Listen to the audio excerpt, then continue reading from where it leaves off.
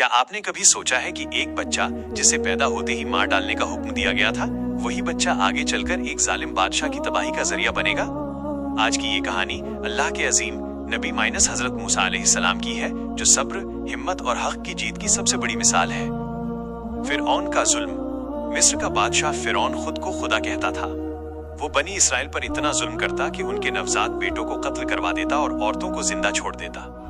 इसी खौफनाक दौर में हजरत मूसा अलैहिस्सलाम की पैदाइश हुई। दरिया में डाला गया बच्चा।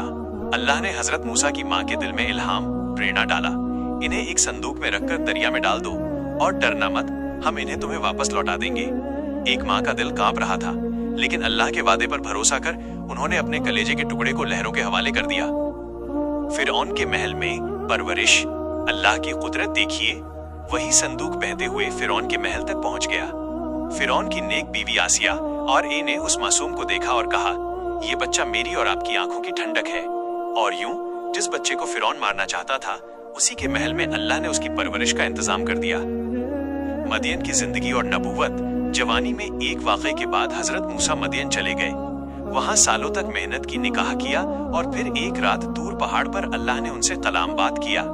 अल्लाह ने फरमाया, तारांकन, ए मूसा, मैंने तुम्हें अपना रसूल चुना है।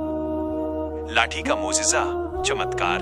हजरत मूसा जब फिरौन के दरबार में पहुंचे और अल्लाह का पैगाम सुनाया, तो फिरौन ने तकब्बुर, अहंकार में इनकार कर दिया।